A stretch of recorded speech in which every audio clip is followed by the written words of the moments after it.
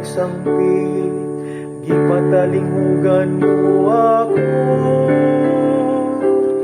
Imo akong gilingon, sulod sa akong kaugalingon.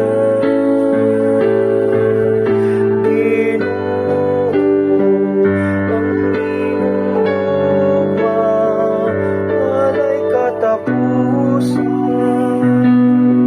Ayaw pagbiyain ang buhat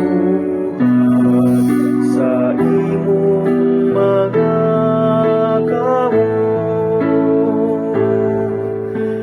ang Ginoo nga taas, apan nagatanaw siya sa mapaubsanon. Ug nakaila siya sa mapahitason, gikan sa halayon.